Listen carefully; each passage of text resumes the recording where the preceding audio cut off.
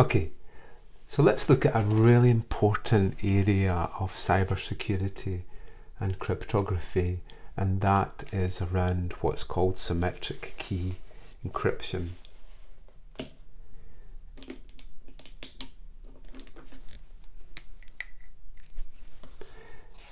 Symmetric key encryption. It's known as symmetric key as we only have one key, as we'll find out. So first, let's pose a little bit of a question. And the question is, if I have a 128-bit key, how long do you think it would take to crack that? Let's say that we try 10 billion attempts per second. So we have a hash cracker and we take a 128-bit key and we obviously generate lots of keys, 2 to the power of 128. How long do you think it would take to be able to crack or find the key? 10 days? 100 days? A year? 10 years? Or 100 years? Well, actually, it's 529 million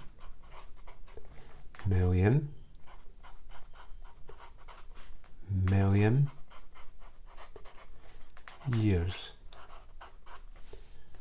on average. And that's enough to boil every single ocean on the planet. If we had the energy to search for that many keys, then it's enough to boil every ocean on the planet 16,384 times.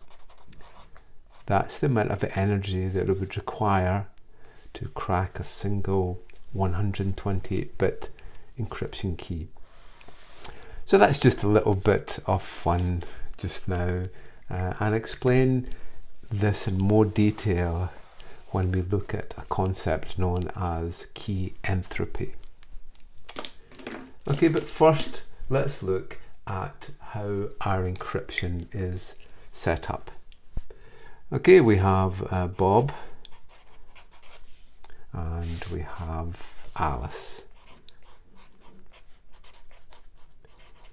When Bob and Alice are communicating, we create a tunnel in between, an encryption tunnel. And that encryption tunnel means that we have encrypted data which is passed through the tunnel. And with symmetric key encryption, we use the same key on either side.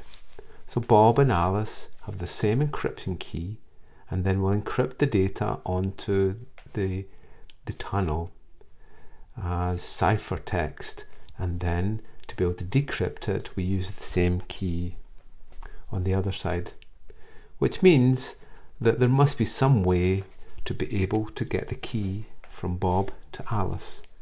There's several ways to do this. One could be that they have a passphrase, and then we use what's called a key derivation function to be able to convert this passphrase into a key. On the other side, Alice knows the secret passphrase and will generate the same key. Obviously the key would come out the same, so we often add what's called salt. And the salt is added into the process of creating the key. To create the key with a passphrase and some salt. And again on this side, Alice would use the salt value with her passphrase, and it would generate the encryption key that's going to be used in there. As we'll find, we also add salt or a nonce value into the creation of the key for the the tunnel. So we'll find salting a great deal when we look at areas such as symmetric key, encryption, hashing, and so on. Okay, so it's really this process that we have when we create a tunnel between Bob and Alice. And this tunnel is typically symmetric key encryption using something like AES encryption with the same shared key. Okay, so that's the background behind our encryption. Let's look at what our methods actually involve. So the first thing that we need to look at is keys. With keys, we have a number of bits. So we have 1, 2, 4, 8, 16, 32, 64, 128, and so on. And then our encryption key is really just a whole lot of bits that we will define. The number of keys that we have will be 2 to the power of n, and where n is the number of bits. So in this case we have 1, 2, 3, 4, 5, 6, 7, 8. So for 8 bits we have 256 different keys. And obviously the more keys that we have, the more difficult it becomes for Eve.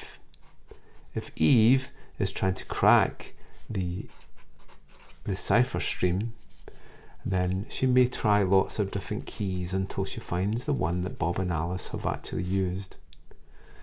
So if we want to protect our ciphertext, we need to make sure that we have enough keys. So to give you some idea, if we get to the ones I remember is 10 bits, that gives me 1K or 1024 different keys. 20 bits gives me a 1 meg, 1 mil in the kind of binary form, 1 million keys. If we go to 64 bits, then that's a great deal of keys. It's actually 1.84 times 10 to the 19. A lot of keys in there. An important breakpoint comes at 72 bits. It doesn't really matter what the value is, but if you want to know, it's this value here. And the reason that this is so important is that this is roughly the level which is crackable within a reasonable amount of time with a reasonable cost in energy.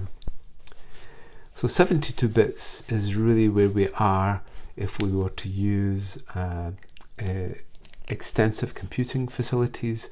We could probably crack a 72-bit key in a reasonable amount of time. But as we keep going, every bit that we adds on, makes it doubly more difficult and doubly more expensive. So double, double, double. If we get to 128 bits, then we can see that it's actually going to be extremely difficult to be able to crack that. So that's 2 to the power of 128, which is a large number. If you took it all the way up to 256 bits, that's a massive number.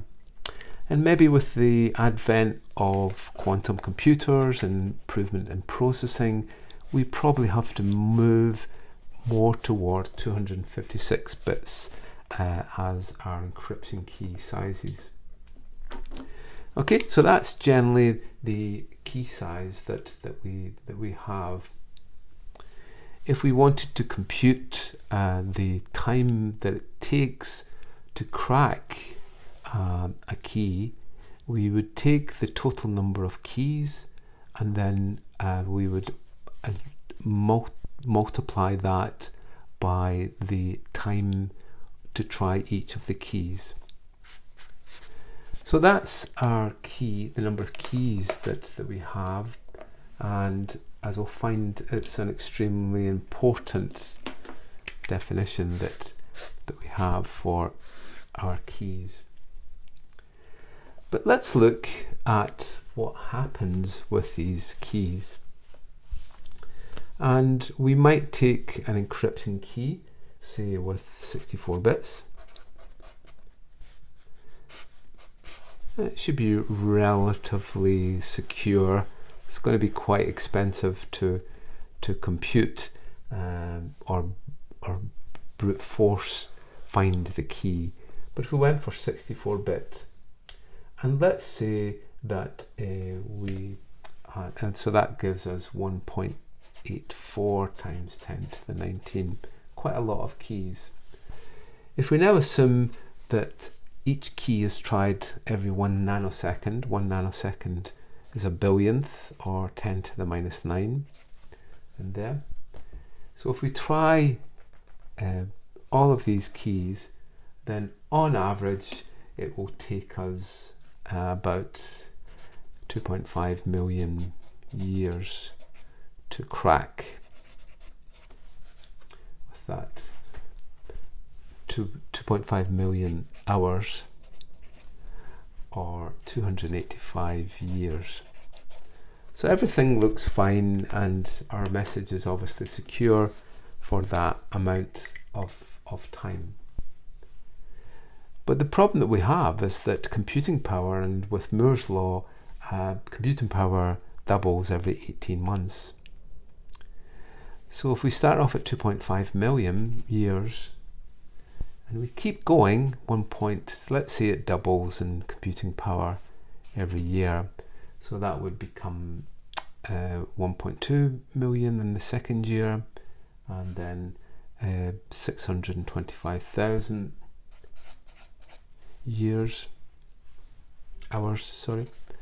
hours. And actually, after 17 years, we dropped to 20 hours. So something that looked as if it was fairly difficult to crack within a few years, and we thought it was going to be 285 years. Within 17 years of doubling the computing power, it only takes us 20 hours to crack. But what we can do these days is that we can obviously run parallel processing systems. So what we could have is a processor array 4x4, and then we could allocate each of the processors some of the keys. So we could split the key space up and then give each of the processors some of the keys, and then each processor could independently then compute and try and crack, and then one of the processors might find it, and then the process would actually stop. So in this case we would take 1/16 of the time that it would normally take. But if we think about it, GPUs can have over 4,000 processors. So you can see that GPU, given the task to be able to crack encryption keys, will be able to significantly reduce the time, in this case by a 4,000th of the time. So if we bring in this increasing processing power, increasing speed of processing, and then the parallel systems, if we add that and that, then we can see that the time it takes, or we think that we take, can be significantly reduced by increasing processing time and with parallel processing. So NVIDIA cards are obviously widely used for this type of processing.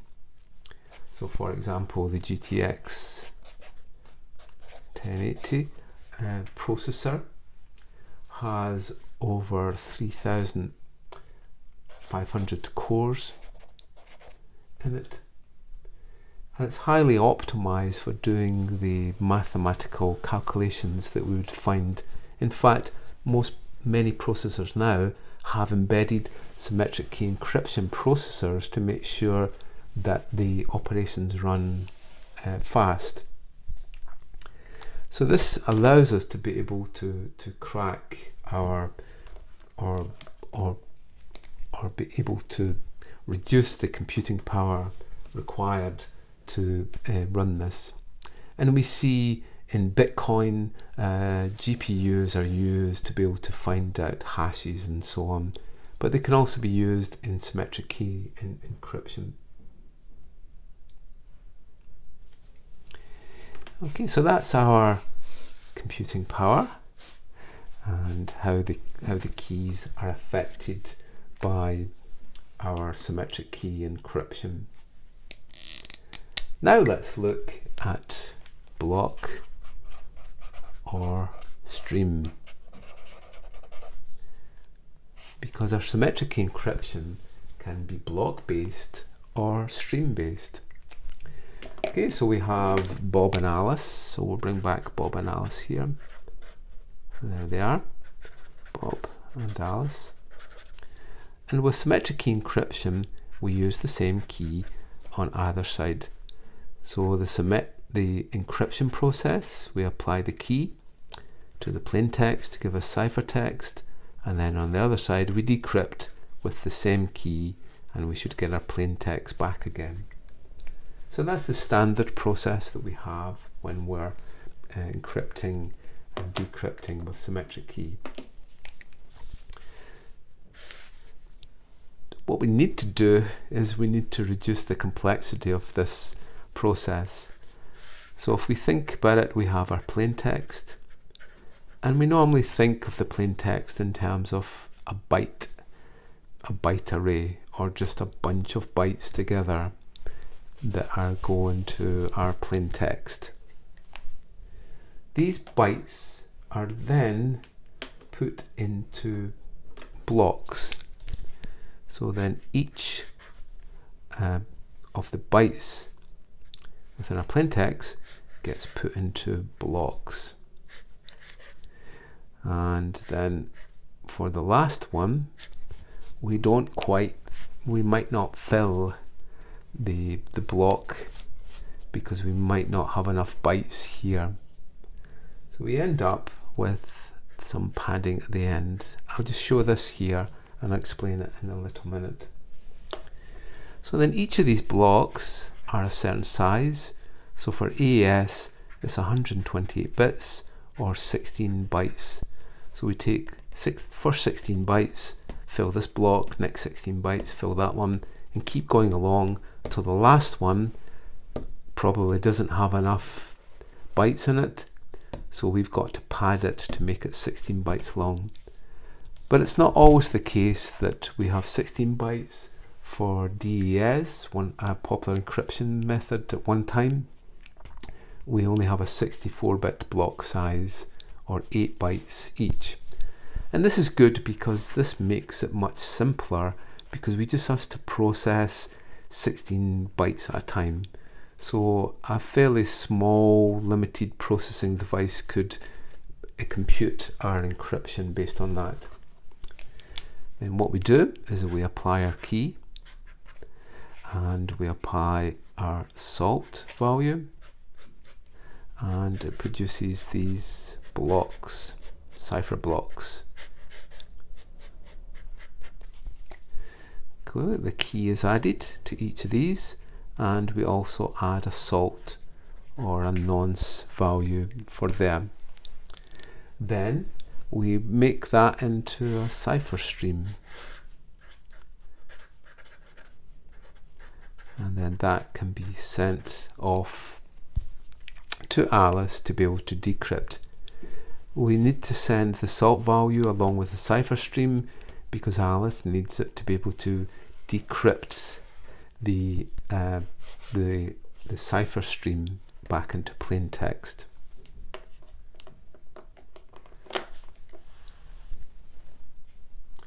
The other method that we have is what's called a stream method. And with the stream method, we don't actually have a block. Every byte is taken one at a time, and we encrypt it. So with a block, we take the plain text, so that might be 0, 0, 1, 0, 1, 1, and so on. And then what we do is that Bob takes his encryption key and a salt value and puts it into some algorithm to create what's called a pseudo infinite key stream.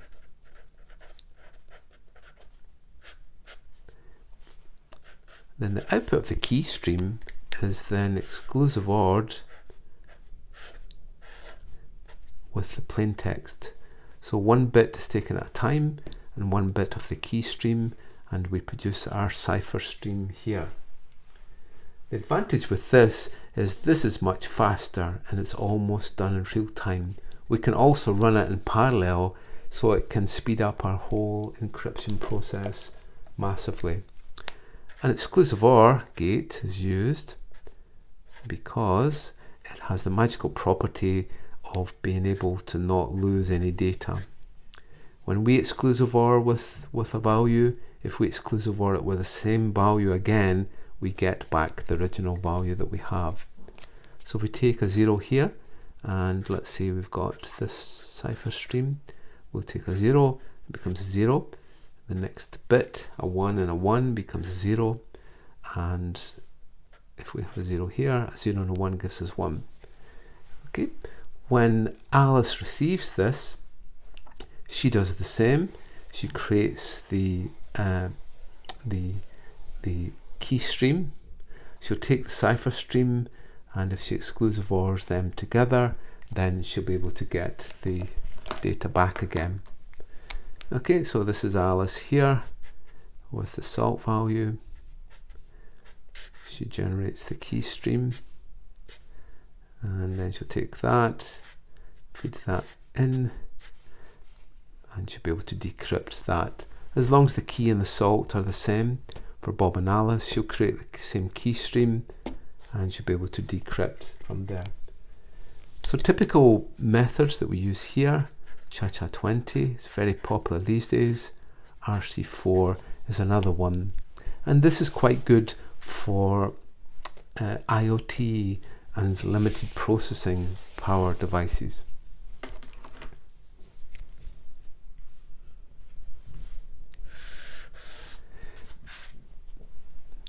Okay, so that's our block or stream ciphers. The next concept that we have in symmetric key encryption is different modes. And with different modes, what we have is different ways of performing this block cipher method. The most common modes that we have are what are called AEAD.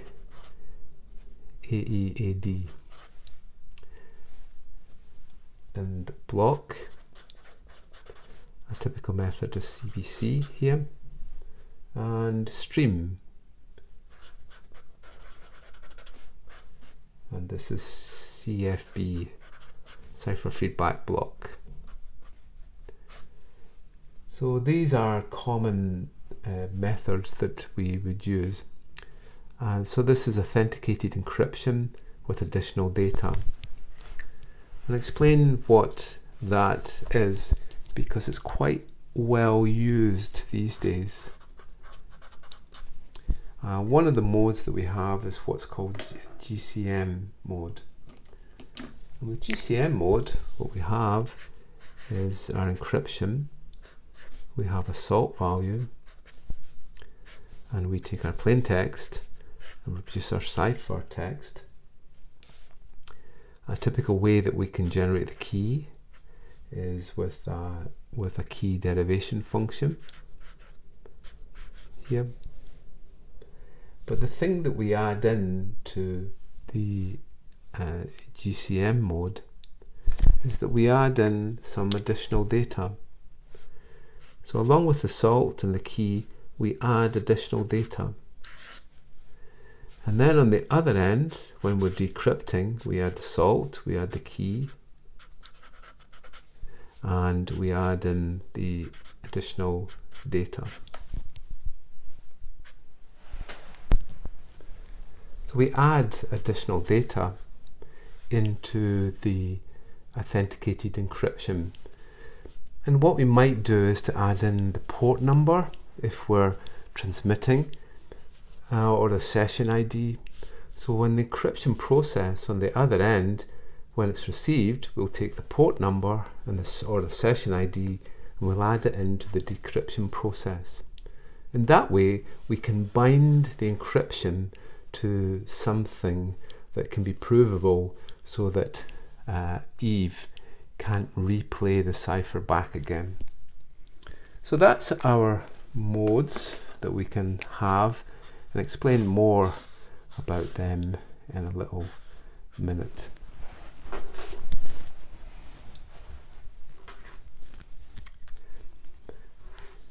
So one of the most basic modes that we have is ECB, or Electronic Codebook.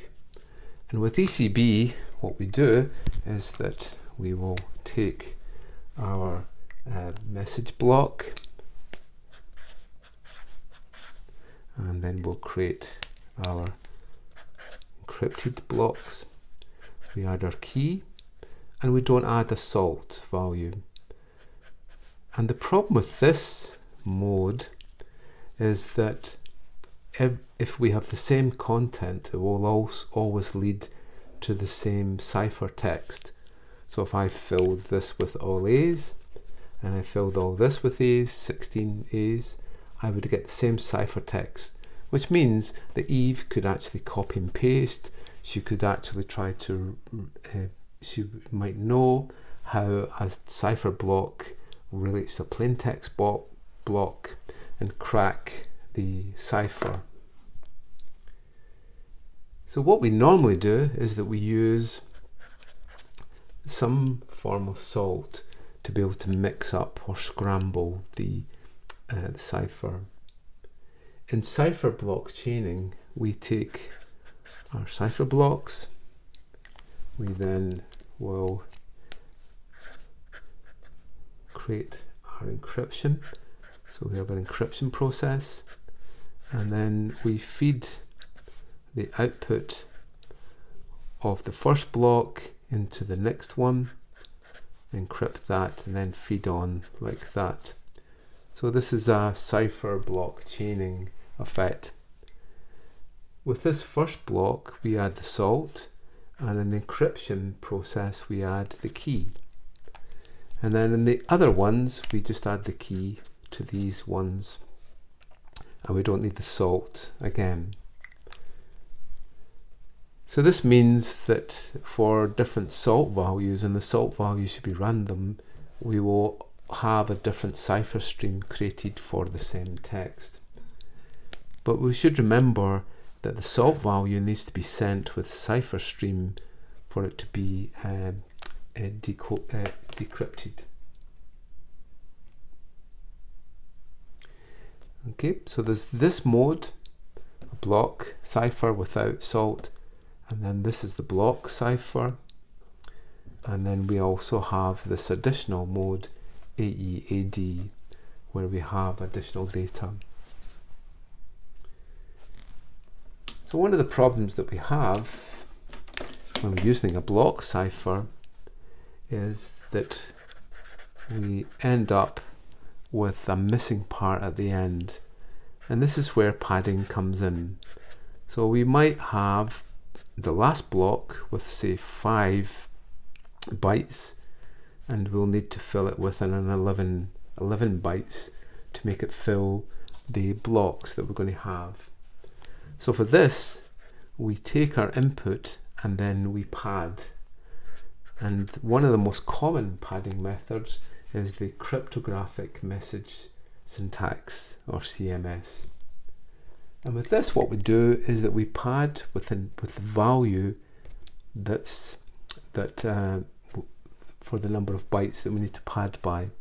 So if we take the word hello, that has 1, 2, 3, 4, 5, and then we're missing 11. So we take the value of 11 and in hex an 11 is a B, so I just represent it like that, and we have 11 of those values. The byte value of B 11 times. So that is then padded. We then go to into the encryption, so that becomes a cipher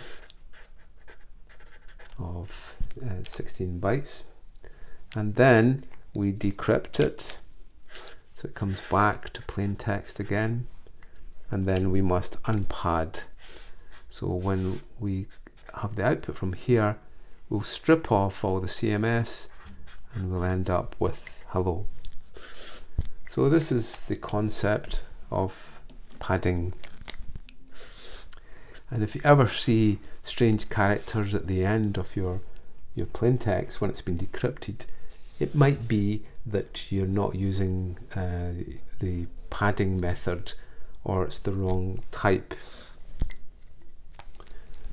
Okay, so that's our padding methods.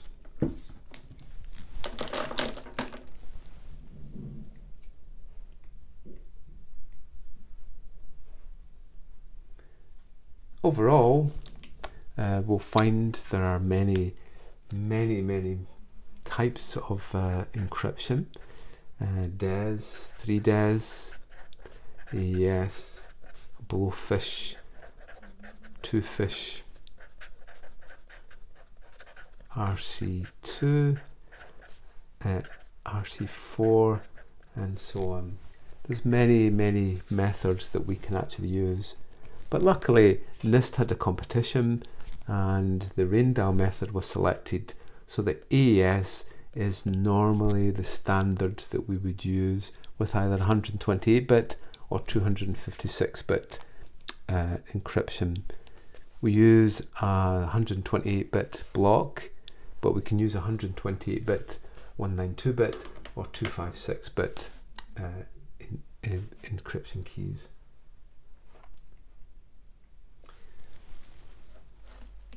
Okay, so why do we use salt?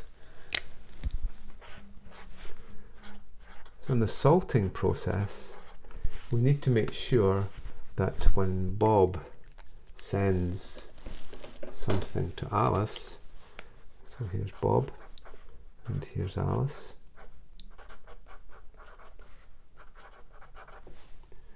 that Eve doesn't get involved and listens to the cipher stream and then plays it back again to Alice. So that's the cipher stream. If Eve copies the cipher stream, then she could play it back to Alice. She could also copy and paste and so on. So the main reason that we use salting is to make sure that we change our values.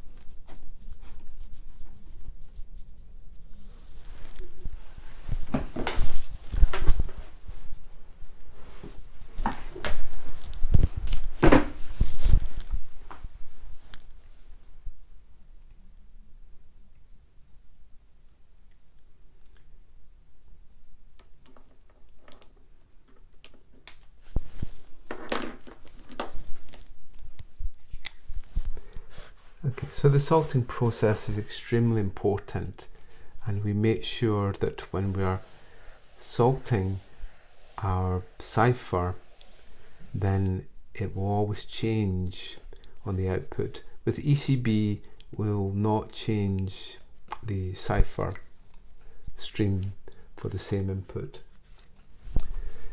So one of the most popular methods that we have for symmetric key encryption is AES. AES has 128-bit, 192-bit or 256-bit encryption keys, and is fairly robust in terms of its method.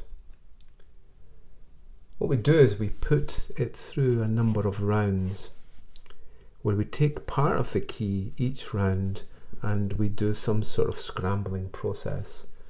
So there are 12 rounds here and 14 rounds here. So we go through a process of each round. We will take part of the key and we will scramble it. So the first part that we have is that we put it in, and we have a round key. So we take our key and we'll split it up, and we'll take parts of the key each time and use that. So we use 4 bytes of the key each time within our rounds. And then we take our blocks, that's the 16 bytes, and we put the block into what's called an S box. The S box is a scrambling box where we map our byte values in to another byte value. So for example, for 0, 0, we might have an output value of 63. So a hex value of 00 gives us 64 out of the S box, and we'll do that for the 16 bytes within the block. We then do a shift row and then a shift column,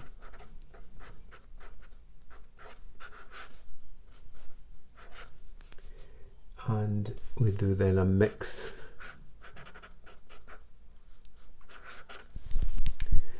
And the shift row is that we take our bytes, and we could represent our bytes like this. And with the AES process, we'll shift our bytes or scramble them around within the rows. So we put it into the S box, we do our conversion, we then take a 4x4 and we'll swap rows around, and then we'll swap columns. So we'll take our columns and then we'll swap them, and then we do a mixer. We do our mixer process in here, and all we have to do on the other end is we just do the reverse. So when we're mixing we do our columns, we do it reverse, and then rows, we do it in reverse, and we put it into a reverse S box on the other side. So whatever happens on the encryption process just gets reversed back on the decryption process. And we go through this 10 times to do that. S box, shift to rows, shift to columns, and then the next process is to add the round keys as part of the mixing process. Okay, so the S box is very important because it will allow us to be able to scramble the bytes that we have, and it shouldn't be possible to be able to reverse this back again. Okay, so we have various modes as we saw before for our AES encryption. One method that's still around, and it's a rather strange little method, is ThreeDES. Because DES was very popular it was a 64-bit key, but actually it only really had 56 bits because 8 bits were parity bits. So they had to find a way to be able to keep compatibility with DES, so they created ThreeDES. And the way that ThreeDES works is interesting, because we encrypt with key 1, we decrypt with key 2, and we re-encrypt with key 1 again. And it might seem strange that we do this, but I'll show you why. So each of these is 56 bits.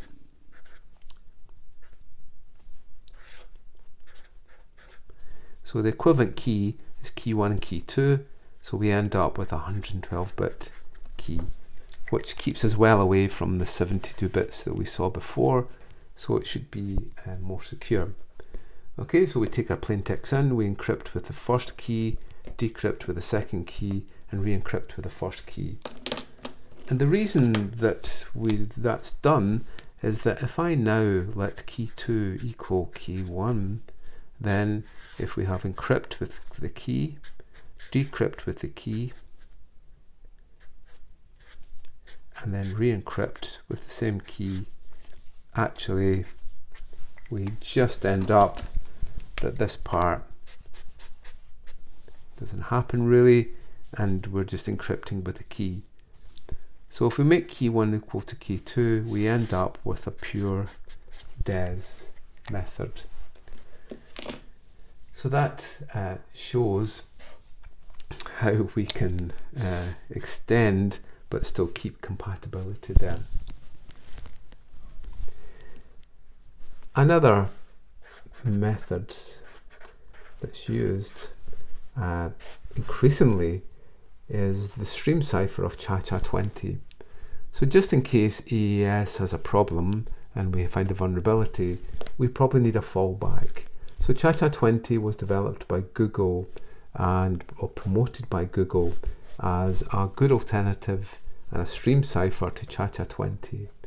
And it might be for IoT devices that we will use a more efficient ChaCha20 method. We can also add in what's called Poly 1305 to the core ChaCha20 stream cipher method, and that gives us this AEAD method. And with this, as we said, we have a key, it's a stream cipher, we have our salt value, and we can have large values of salt, but we bring in our additional data to be able to authenticate the cipher stream. So it's a very efficient method, and it's integrated into many TLS implementations.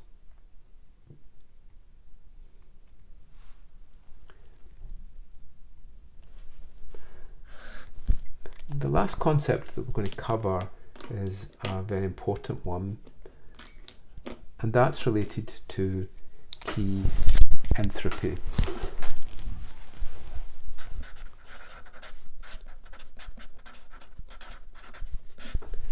And key entropy is related to if we have lots of keys and we think we've got 2 to the power of 128 keys, but let's say that we use what's called a key derivation function, KDF, and we take a password and we generate our keys from there. It could be that the number of passwords that we're using is limited, or it doesn't use the full range, which is likely to happen because this is a very large number. So if I just use, say, 1,000 passwords, actually we only have an equivalent key size of maybe 10 bits or so, which is really easy to crack. So the key entropy calculation allows us to be able to measure the equivalent key strength that we have given the amount of keys that we actually generate. Okay, so if we have, say, numeric values, and numeric value might be 0 to 9. Then we can have for one character 10. For 2 digits we have 100. So we have 2 digits will give us 100, 3 digits will give us 1000, and obviously it's 10 to the number of characters that we actually have, just to see. So to be able to calculate the key entropy, we take the value, the number of things that we have, and we take log to the base 2 of that value. In this case it's that. But log to base 2 isn't so easy to calculate, so we can easily convert that into this form, into log to the base 10. If we just divide by log to the base 10 of 2, it's giving us the inverse of this power here.